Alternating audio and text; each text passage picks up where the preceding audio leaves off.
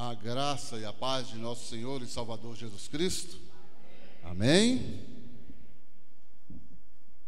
Amados irmãos e queridos ouvintes da palavra do Senhor, Deus, na sua infinita misericórdia, irmão, porque somos homens falíveis, pecadores, e Deus, na sua infinita misericórdia, nos concede a tua palavra, para que possamos falar ao teu povo, ao coração do teu povo. Amém? Antes de entrarmos aqui na palavra, como o Heber já disse aqui, ele me trouxe um plano de oração da mocidade. E a ideia, eu achei a ideia dele fantástica. E resolvi a colocar esse plano de oração também nos cultos de quarta-feira, com as pessoas que participam do culto de quarta-feira e também no ministério de intercessão. Por isso, eu peguei, tirei uma xerox dessa folha aqui dos alvos de oração e passei para a irmã Fátima, que é uma pessoa que está, desde que chegou aqui na igreja, tem tomado essa frente das orações, junto com a irmã Deuseni e com outras irmãs aí. Amém? Aí as pessoas que quiserem essa folha aqui dos alvos de oração, eu queria que a nossa querida em cima colocasse, projetasse, amém. Obrigado, tá? E quem quiser, procura a irmã Fátima vai ali na secretaria, tira a xerox e entrega para a pessoa, tá? São os alvos de oração do mês de fevereiro, do Ministério de Intercessão. Para quem não sabe, o culto de quarta-feira é dirigido pelo Ministério de Intercessão, que é um culto de oração. Então, nós vamos orar e jejuar todo o mês de fevereiro. Os irmãos estão vendo ali os alvos de oração, as orações dos dias, mas nada disso pode te impedir que você ore por outros motivos. Só que esses são especiais. Isso vai te fazer te colocar de joelhos vai colocar você diante do altar de Deus, para que você busque a Deus. E na medida do possível, da sua saúde, você jejue também. Se abstenha do alimento, para que cada dia mais nós estejamos diante de Deus. E quanto mais perto de Deus estivermos, mais Ele vai nos ouvir e mais vai nos abençoar. E mais vai fazer a minha vida, a sua vida crescer. Mais vai abençoar as pessoas a qual nós clamamos por ela. Mais a igreja vai ser estruturada, mais a igreja vai crescer e o reino de Deus será abençoado pelo meu e pelo seu sacrifício. Amém? Os irmãos concordam em nome de Jesus? Eu não ouvi. Parabéns. Então vamos buscar, irmão. Aí no fundo no final da folha aí tem um texto que eu amo de paixão. Primeiro porque Deus está falando comigo, com a igreja, com você, que é 2 Crônicas 7, 14, que diz: se o meu povo que se chama pelo meu nome, qual é o povo que chama pelo nome de Deus? Se humilhar, orar e me buscar, e buscar a minha face, e se afastar dos seus maus caminhos, aí ele diz assim, então dos céus, quem está no céu? Eu os ouvirei, perdoarei o seu pecado e sararei a sua terra. Qual é o grande pedido da igreja hoje? Para que Deus sare a nossa nação. É isso que Deus promete aqui. Irmãos, nós só temos uma saída, é orar. É buscar um Deus que pode todas as coisas. Um Deus que nunca perdeu uma batalha. E eu acredito fielmente que Ele não vai perder essa também. A vitória já é nossa, no nome de Jesus. Mas eu costumo dizer que só tem vitória quem luta. Não tem como obter vitória sentado na frente de uma televisão. Não há como obter vitórias sentado ou deitado na cama em casa. Nós temos que lutar, nós temos que buscar, nós temos que clamar. E clamando e buscando, Deus vai nos abençoar. E nós, junto com o nosso general, obrigado, meu querido, junto com o nosso general, nós vamos vencer todas as batalhas que nos está proposta no nome de Jesus. Amém? Amados irmãos, abram suas Bíblias no livro do profeta Ezequiel, por favor, capítulo 37.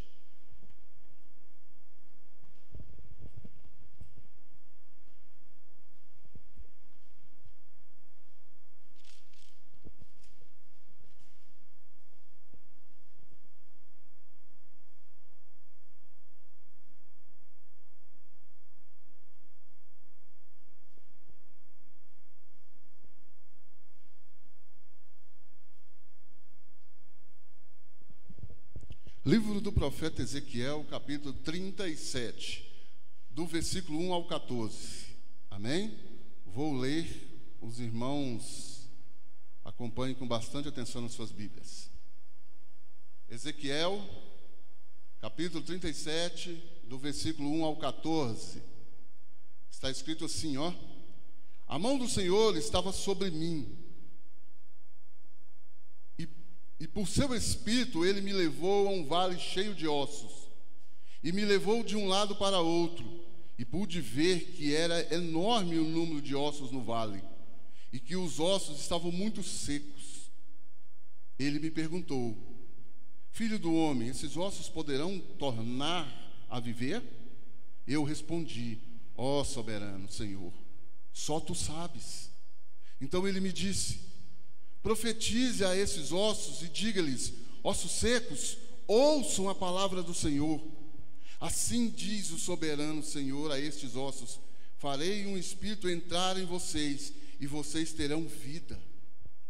Porei tendões em vocês, e farei aparecer carne sobre vocês, e os cobrirei com pele. Porei um espírito em vocês, e vocês terão vida. Então vocês saberão que eu sou o Senhor. Eu profetizei conforme a ordem recebida. Enquanto profetizava, houve um barulho, um som de chocalho, e ossos se juntaram, osso com osso.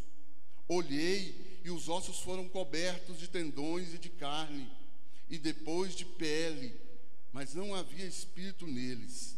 A seguir ele me disse: profetize ao espírito, profetize, filho do homem, e diga-lhe: assim diz o soberano Senhor, venha desde os quatro ventos, ó Espírito, e sopre dentro desses mortos para que vivam.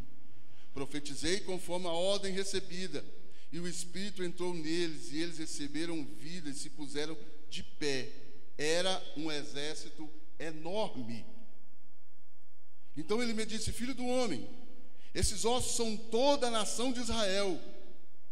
Eles dizem: nossos ossos se secaram e a nossa esperança se foi, fomos exterminados.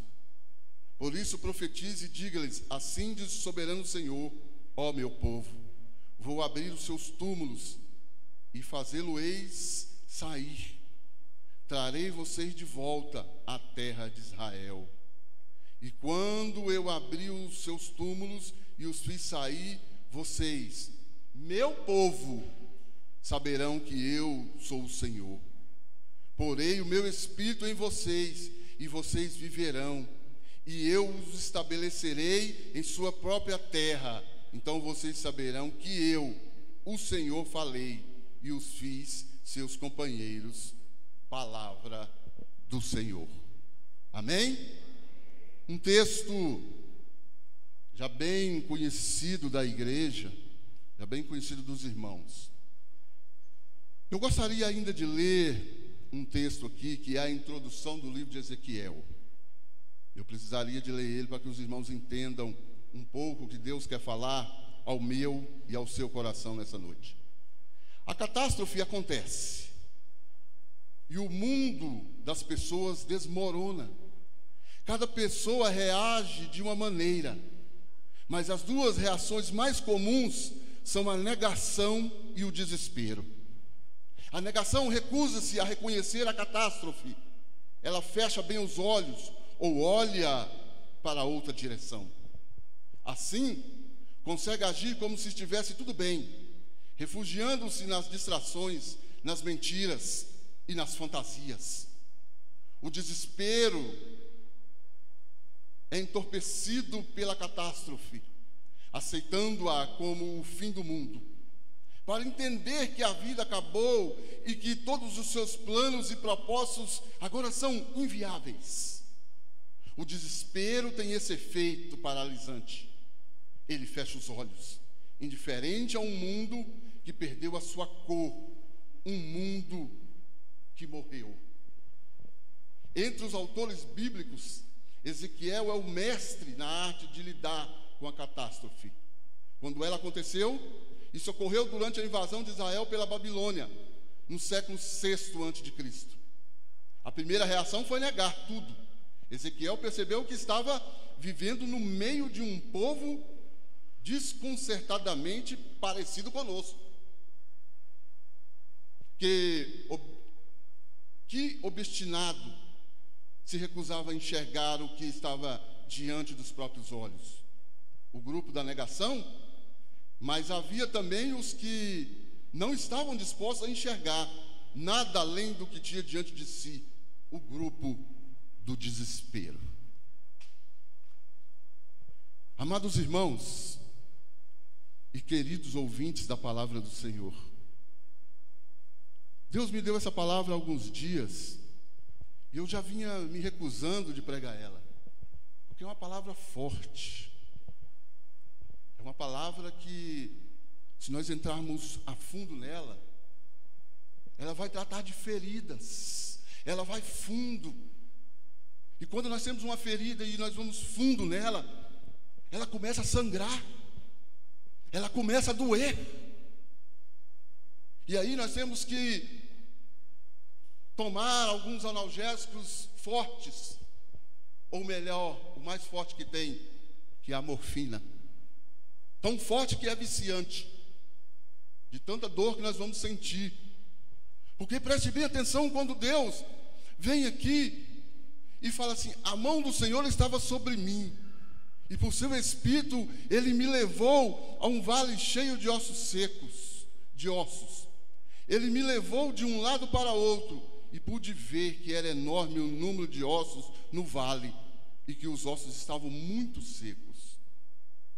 Primeira coisa, irmão, a chamada no meio da catástrofe. Vocês viram aqui a introdução do livro de Ezequiel. Era bem na época que Israel tinha sido tomado pela Babilônia. Eram todos escravos. Um povo ao qual Deus chamou, um povo ao qual Deus ungiu, um povo que Deus chamava de meu povo, um povo que Deus construiu para ser livre, estava preso. Eu quero perguntar para a igreja hoje, nessa noite, há alguma referência a nós hoje? Os irmãos veem alguma coisa aí? Nós estamos presos dentro de nossas casas. Deus nos chamou. O ide de Deus é ide por todo mundo e pregai o evangelho a toda criatura. Quando ele fala ide, ele está falando sai, vai, você é livre. E hoje nós estamos presos a uma câmara, presos a um microfone, a uma igreja fechada com restrições, preso em nossos lares. Israel estava preso pelo cativeiro babilônico. E hoje nós estamos presos, sem poder sair e pregar o evangelho do Senhor. Restrições. Marcos, não pode, eu não posso sair na rua e entregar folheto? Pode. Mas nós temos restrições. Nós não temos mais a liberdade que nós tínhamos. Olha para os Estados Unidos hoje. Um país conhecido como evangélico, a maioria. Ó, as leis estão sendo aprovadas lá agora. Ó, as leis estão sendo aprovadas na Argentina. Ó, as leis estão sendo aprovadas aqui no Brasil, que querem aprovar aqui no Brasil. Já se alertaram para isso? Mas em meio a toda essa catástrofe, em meio à pandemia do Covid, em meio ao cativeiro babilônico, Deus levanta Ezequiel. No meio da Covid, no meio de tudo isso, Deus me levanta você, levanta a igreja. Deus levanta Ezequiel e leva Ezequiel através do seu espírito lá no vale dos ossos, onde só tinha ossos secos, onde eu e você olharia e diria: aqui acabou, aqui não tem jeito, todos aqui estão mortos, já passou da hora, já estão só os ossos, eu vou embora. Em meio à catástrofe, Deus chama Ezequiel. Meu irmão, quando Deus me deu essa palavra, eu comecei a meditar, eu comecei a chorar. Em meio a um tempo difícil, em meio a uma quarentena, que eu não podia sair de casa, ali dentro do meu quarto, sentindo dores, e Deus falou: ei, eu te chamei, rapaz. Qual é o seu medo? Olhe para os ossos. Eu sou o teu Deus. Olhe para você a situação que eu permiti que você chegasse.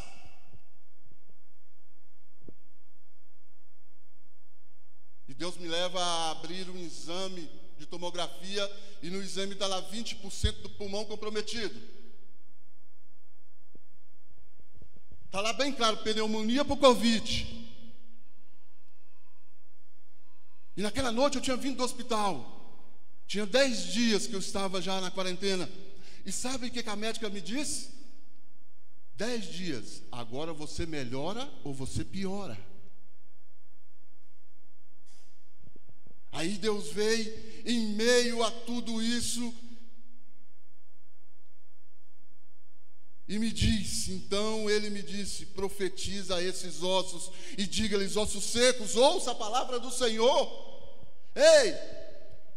Falaram o que quando Deus diz que é câncer? Quando o médico diz que é câncer? Falaram o que quando a médica disse para você: agora você melhora ou você piora? Falaram o que para você quando seu patrão te manda embora? Falaram o que para Deus? Aí Deus vem e te manda profetizar.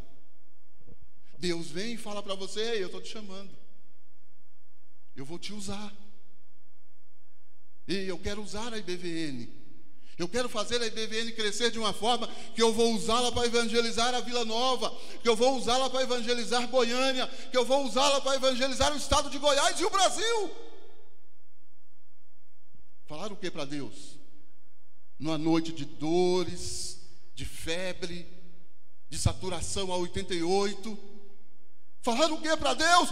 Você numa situação dessa, e Deus te dizendo: eu vou te usar, eu vou usar a igreja. E Ele ainda manda você profetizar sobre a vida das outras pessoas que estavam doentes junto com você. Ora, profetiza, porque eu vou levantá-las não só fisicamente, mas vou levantá-las espiritualmente. E Deus veio aqui essa noite. A Bíblia diz que onde tiver 2 ou 3, lá Ele vai estar. Ele está aqui nessa noite falando para ti, conversando com você e dizendo para você: ei, levanta-te, põe de pé, profetiza. Eu quero te usar. Por que você tem escondido de mim? Por que você tem escondido do meu espírito? Eu quero te usar, eu vou trabalhar na sua vida. Quando Deus diz isso, eu me lembro de Moisés. Quando Deus chamou Moisés, Moisés disse para Deus que nem falar sabia, ou traduzindo aos irmãos, que ele era gago. Eu não sei qual é a sua desculpa. A minha eu sei. A minha eu sei. A sua eu não sei. Mas eu sei que Deus te diz nessa noite, Ele quer falar com você, Ele quer sussurrar aos seus ouvidos, Ele quer dizer para você: ei, meu amado, eu vou capacitar você. Eu vou capacitar você. Eu mais o Weber, nós lutamos, fomos atrás daquela criança ali, do Pedro. Hoje, quem assiste o culto de quarta-feira, vê ele tocando aqui na frente da igreja. Quantas vezes ele disse, não, eu não dou conta, eu não vou, eu não quero, mas Deus foi trabalhando na vida dele, foi capacitando ele, hoje ele toca e canta na frente da igreja. E eu falo muito isso para a juventude aqui da igreja, para alguns membros da juventude. Ei, talvez você não dê conta agora, mas na frente Deus vai te capacitar, meu irmão. Quando eu cheguei na igreja, meu irmão, na Assembleia de Deus, muitas pessoas me apontaram, dizendo, não, isso aí é passageiro. Já tem mais de 25 anos. Isso aí não vai dar nada. E eu mesmo pensava isso. Eu dizia, eu não dou conta de subir lá no púlpito, eu não dou conta de falar como aqueles homens falam. Mas Deus foi trabalhando na minha vida. Aí começou a vir aquela vontade, eu falei, eu quero falar igual aquele cara, ó. Eu quero ser igual ele. Eu vi a face de Cristo transparecer no rosto daqueles homens. Eu falei, eu quero imitar eles. E fui, ainda mais quando eu vi na Bíblia Paulo falando, sede meus imitadores, porque eu sou imitador de Deus. Eu falei, eu vou imitar eles. Eu vou ser como eles. E eu disse para o Wilfredo ali fora, com 3 meses eu já era obreiro na igreja. Com 3 anos, 3 meses. 3 meses eu fui batizado nas águas, né? Com 3 anos eu já era obreiro na igreja. Com menos de 5 anos eu já era vice-pastor de igreja. Com menos de 10 anos eu já estava construindo igreja.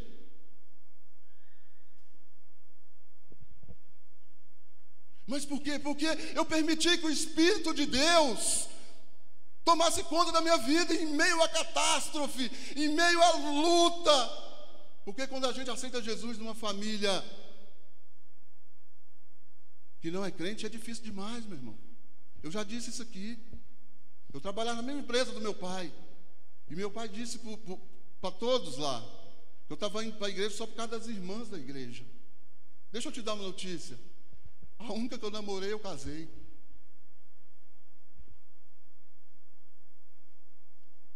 Satanás caiu por terra. E sabe, nos últimos dias da vida do meu pai, eu fiz um apelo a ele, ele disse, eu vou aceitar Jesus porque eu vejo Jesus na sua vida. Você é um homem de Deus, casado com uma mulher de Deus e vive uma vida de Deus. Por isso eu quero esse Jesus. E eu me lembro que naquele dia, lá na UTI do hospital, ele me perguntou, mas Jesus vai me curar? E aí, qual seria a sua resposta? Seu pai com um tumor maligno no cérebro, o médico já tinha desenganado, e o Espírito de Deus naquele dia me tomou, como tomou Ezequiel aqui. Eu abracei ele, beijei a face dele, e disse, pai, eu não sei se ele vai te curar, mas certeza que ele vai te salvar eu tenho, no nome do Senhor Jesus. Se ele vai te curar eu não sei, papai, mas que ele vai te levar aos céus, e vai fazer morada ao lado de Deus, isso eu tenho certeza absoluta. Porque a palavra de Deus diz, em João 14, eu vou para a casa de meu pai, e lá farei muitas moradas. Se não fosse assim, eu vos teria dito. Sou eu não, irmão, é a Bíblia, é a palavra do Senhor que fala. Nós estamos em meio a uma catástrofe, e Deus está nos chamando, me chamando, chamando você, chamando a igreja, a se pôr de pé. Porque nós somos o exército de Deus, e Deus tem uma luta para que nós lutamos, para que nós possamos lutar. E o exército dele sou eu e é você, no nome de Jesus. Irmão Marcos, mas essa luta, para passar a luta, o primeiro ensino que esse texto nos traz é que nós somos guardados e guiados pelo Senhor. Preste atenção.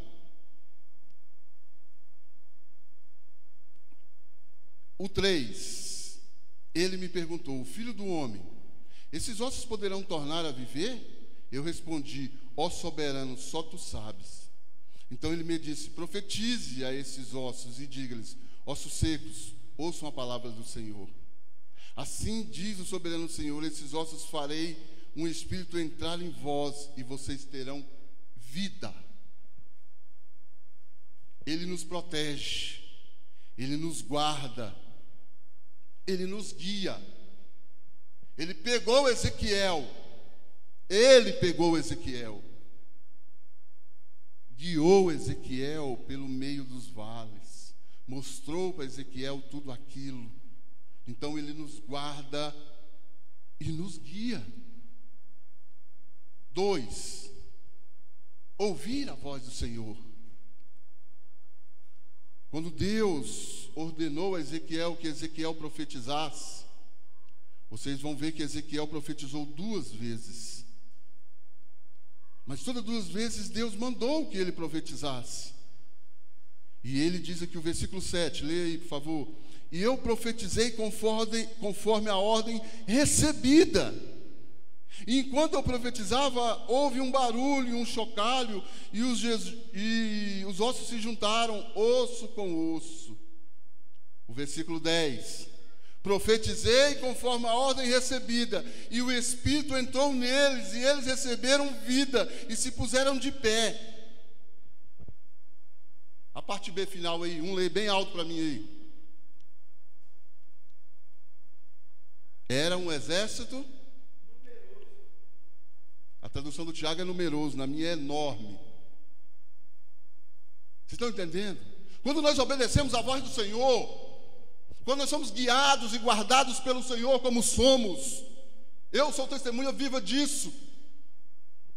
Não estou dizendo o que eu não sei, o que eu não vivi, não estou contando a experiência de ninguém, estou contando a minha experiência. Nós profetizamos, nós obedecemos, e quando obedecemos a ordem do Senhor, irmão, quando obedecemos a ordem de um Deus todo-poderoso, de um Deus que nos guarda, que nos guia, que está conosco debaixo das suas asas, que as suas mãos estão sobre nós, sobre a nossa casa, sobre a nossa igreja, que somos nós, não tem como dar errado.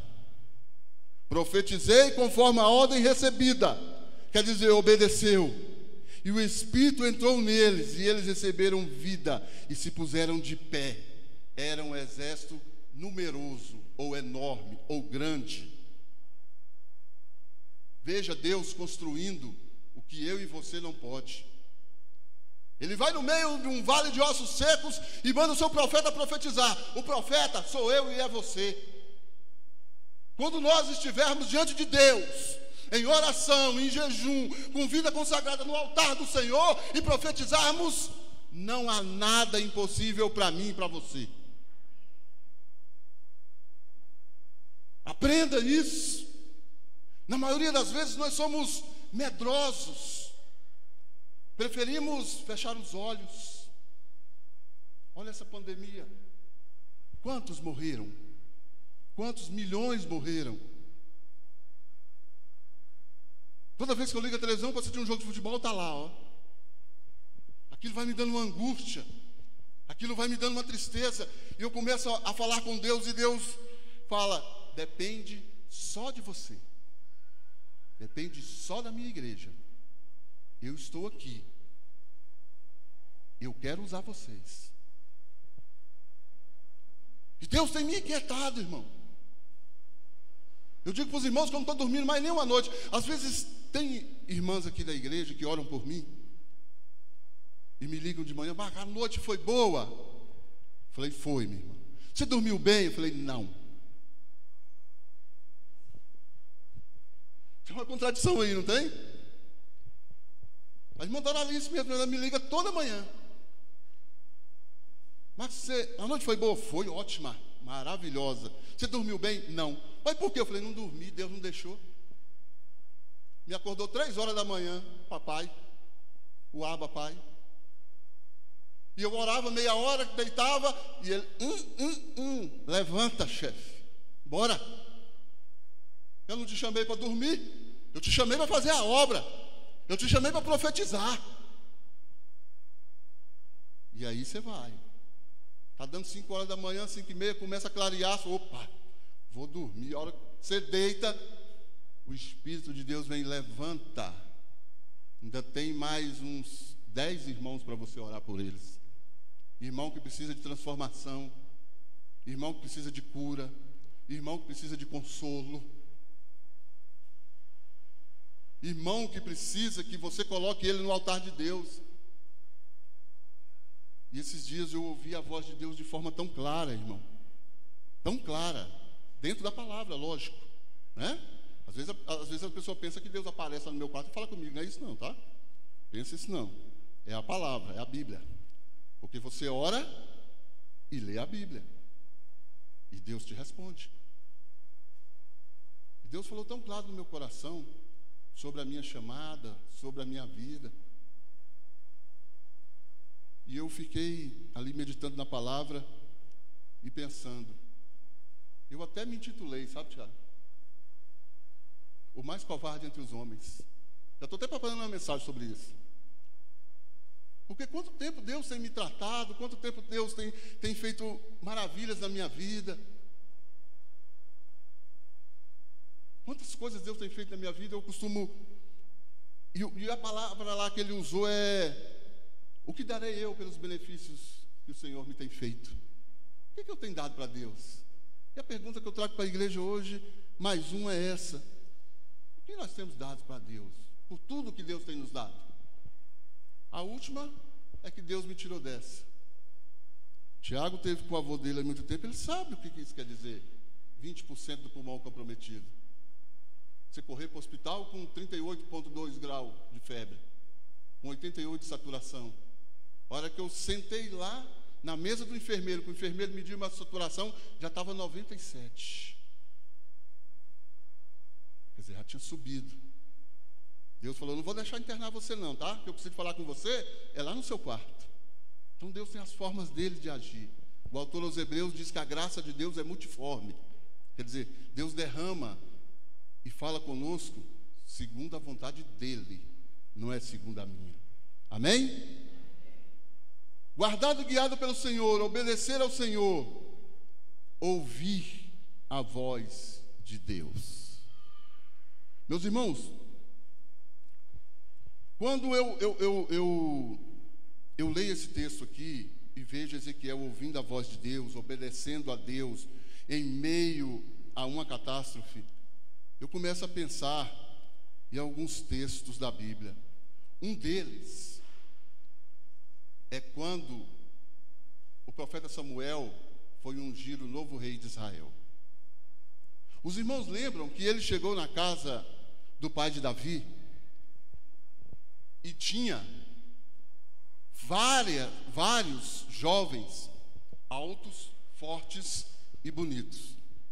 Qualquer um de nós aqui tinha escolhido um daqueles. É ou não é? Você teria pensado no pequeno Davi lá no meio do mato, pastoreando as ovelhas do pai? Não. Você tinha escolhido um daqueles, o mais forte, o mais bonito. Só que a nação de Israel já tinha errado com o rei Saul por causa disso. Na maioria das vezes nós olhamos o estereótipo. Ah, não, eu vou com o irmão Marcos, ele é grande, forte, ele pode me defender. Só que Deus, o meu Deus, o seu Deus, ele não olha o estereótipo. E aí, o papel meu e seu, como profetas de Deus que somos, é ouvir a voz de Deus. Lembra que quando Samuel apontava um, Deus dizia: ei. Ele ouvia a voz de Deus. Nós temos ouvido a voz de Deus? Como pessoas e como igreja, nós temos ouvido a voz de Deus quando Ele vem em nós e diz: ei, calma, não vá por aí, não faça isso, não faça aquilo. Nós temos ouvido ou temos feito a nossa vontade, o nosso entendimento, o nosso intelecto tem sobrepujado a nossa questão espiritual? Você sabe por que isso tem acontecido? Porque não temos orado bastante. Eu disse isso aqui quarta-feira, Tiago, e vou repetir. Tenho dados para isso. Nós somos a geração da igreja que menos ora, que menos jejuma, que menos busca a Deus. Se nós formos olhar aqueles homens igual Charles Finney, John Wesley, Billy Graham, esses grandes homens de Deus, nós não oramos nem um terço do que eles oravam. E ainda achamos que somos super crentes, que somos poderosos. A verdade é que não sabemos da fonte de onde vem o poder. Se nós tivermos consciência disso, nós vamos buscar na fonte. E para buscar na fonte, só tem um jeito: é joelho no chão e vida de sacrifício. Ouvir a voz do Senhor, ouvir a voz de Deus.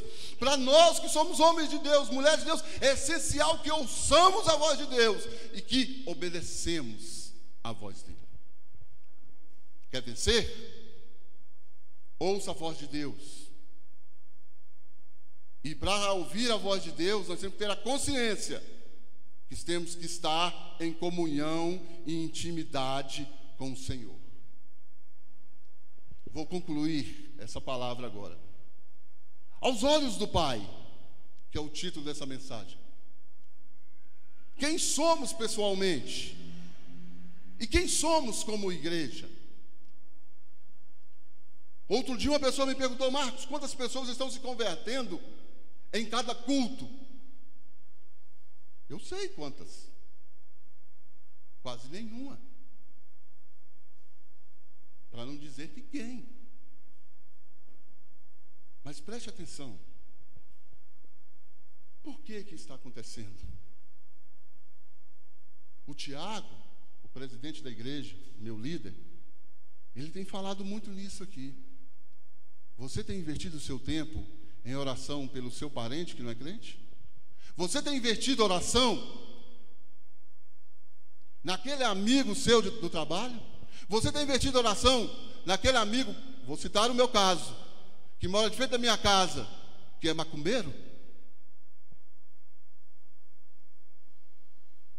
Os irmãos terem noção, o apelido dele é Pai Velho. E quando eu saio lá na rua, que ele está lá, eu começo a rodear ele, sabe? Começo a rodear, começo a conversar com ele. Ele é dono, ele é presidente de um time de futebol falido aí, o Monte Cristo.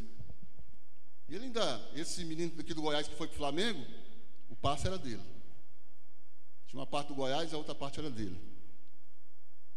Então, como eu joguei junto com os filhos dele, os dois filhos dele jogaram, eu joguei. Então, eu tenho uma certa intimidade com ele. E eu uso isso para me aproximar dele. E eu sento, começo a conversar, começa a conversa de futebol, e vai daqui, vai dali. Aí, de repente, ele entra: rapaz, mas você viu aquele pastor? Eu falei: vi. Mas por que ele fez aquilo? Eu falei: não, agora nós vamos entrar na questão aqui. Aí eu começo a entrar na Bíblia. Aí eu começo a explicar para ele. Aí a conversa fica muito mais interessante para o meu lado. Então, a primeira coisa, adquirir o respeito dele. Agora a segunda, estou partindo para ser amigo dele. Não vou andar com ele, mas vou ser amigo dele. Quando eu me tornar amigo dele, ele vai aprender a me admirar pelo que eu sou e pelas minhas atitudes. Quando ele começar a me admirar, ele vai querer me imitar. E para me imitar, ele tem que vir para cá. Ó. Ele tem que sentar aqui. Estão entendendo? Então nós temos que entender que aos olhos do Pai, nós temos que fazer a diferença. E para fazer a diferença, eu volto ao ponto crucial. Altar de Deus, vida com o Senhor, joelho no chão. Quem somos? Pessoalmente como igreja, aos olhos do Pai. Eu conheço você aqui, não sei sua vida lá fora, mas Deus sabe. Por isso, o título dessa mensagem é Aos Olhos do Pai. Não é aos olhos do Marcos, do Tiago, do Heber ou de qualquer outro obreiro da igreja, mas aos olhos do Pai. Quem somos nós? Você tem respeitado sua esposa como deve? Você tem respeitado seu marido? Os vizinhos olham em você e dizem: mulher de Deus, homem de Deus. As pessoas vão atrás de você quando precisa de oração? As pessoas te ligam para que você ore? As pessoas buscam a porta da sua casa e dizem: ei, ora por mim, eu preciso da oração de um justo. Porque a Bíblia diz que a oração do justo muito pode nos seus efeitos. A palavra de Deus hoje para mim e para você é essa: a mão do Senhor estava sobre mim e pôs o seu Espírito, e por seu Espírito Ele me levou a um vale cheio de ossos. Marcos, mas aí é difícil. Não, não é fácil. Sabe por quê? Porque aí Deus vem e fala assim: então Ele me disse, profetize esses ossos, profetize a esses ossos e diga-lhes: ossos secos, ouçam a palavra do Senhor. Quem é os ossos secos, irmão? É o mundo, é as pessoas que estão sem Cristo, é as pessoas que não têm satisfação em servir ao Senhor, estão todos secos, mortos nos seus delitos e nos seus pecados. E nós, guiados pelo Espírito de Deus, temos que profetizar sobre eles, temos que profetizar sobre essa nação, temos que profetizar sobre esses políticos que nós temos que profetizar para que eles sejam restaurados pela palavra do Senhor, que vai construir neles uma vida e vida com abundância no Senhor. Irmão Marcos, mas continua difícil. E eu profetizei conforme a ordem recebida. E enquanto eu profetizava, houve um barulho, um som de chocalho, e os ossos se juntaram, osso com osso. Olhei e os ossos foram cobertos de tendões e de carnes, e depois a pele, mas não havia espírito neles. A seguir, ele me disse: profetize ao Espírito, profetize, filho do homem, e diga-lhes: assim diz o soberano Senhor, venha desde os quatro ventos, ó Espírito, e sopre dentro desses mortos, para que vivam. Quer que o seu parente viva, meu irmão? Quer que o seu vizinho viva? Profetize. Esteja diante do Senhor, profira a palavra de Deus, fale a palavra de Deus, e Deus vai te usar de uma forma grandiosa e maravilhosa diante do Senhor. Amém? Meus amados, que Deus nos abençoe no nome do Senhor Jesus. Esse texto aqui tem uma segunda parte, tá? Aí mais na frente, assim que o meu presidente me conceder nova oportunidade, eu volto ministrando na segunda parte desse texto. Amém? Mas antes de devolver o microfone ao nosso ilustre presidente, eu gostaria de orar pela irmã Leia e também pela família da irmã Sinforosa, né? Que perdeu os entes queridos. Nós sabemos que é muito difícil, irmão, é difícil. Ninguém está preparado para a morte. Sabemos que, como disse o Tiago, a nossa morada é lá, aqui nós somos passageiros. Mas dói, e dói muito. E essa dor não passa fácil. E outra, não tem remédio na farmácia, tá? Tem analgésico na farmácia para isso, não. Isso é o Espírito de Deus, através das nossas orações, que vai acalmando o nosso espírito, a nossa alma, e a gente vai aceitando a partida do nosso ente querido. Feche seus olhos, abaixe suas cabeças. Se puderem ficar de pé, fiquem de pé, por favor, igreja, em nome de Jesus. Vamos orar por esses irmãos que estão carecendo das nossas orações, das nossas intercessões. Porque a luta é grande, meu irmão. A luta é grande, é travada, é enorme.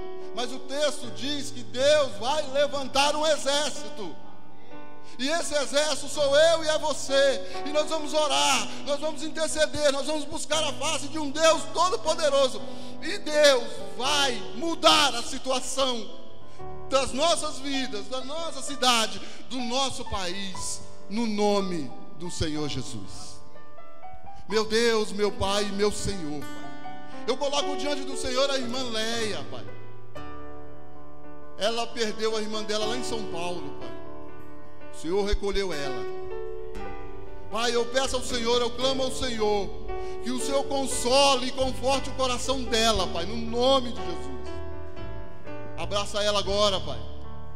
E diz para ela, sussurra no ouvido dela, Pai, que o Senhor está com ela e que o Senhor vai passar com ela por essa fase tão difícil, mas que lá no fim tem a vitória no nome de Jesus.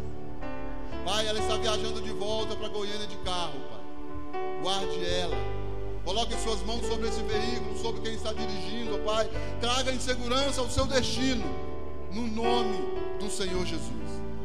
Pai, eu quero colocar também diante do Senhor a família da irmã Sinforosa, que perdeu 2 entes queridos nessa noite, Pai.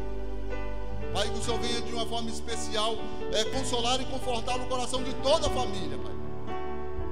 Cuida delas, Pai, cuida de toda a família. Cuida do patriarca dessa família também, Pai. Consola e conforta, mostra a eles que o Senhor é Deus, que o Senhor é soberano. Foi uma decisão de Deus, Pai. E nós sabemos que a vontade de Deus é boa, perfeita e agradável, Pai. Mesmo que para nós seja dolorida. Mas no momento oportuno, Deus coloca a mão e tira todas as feridas, todas as chagas e todas as dores, no nome do Senhor Jesus. Pai, nós te pedimos, e desde já, Pai, nós te agradecemos, porque sabemos que a vitória é nossa, no nome de Jesus. No nome do Pai, do Filho e do Espírito Santo de Deus. Amém. Palavra novamente com o Tiago.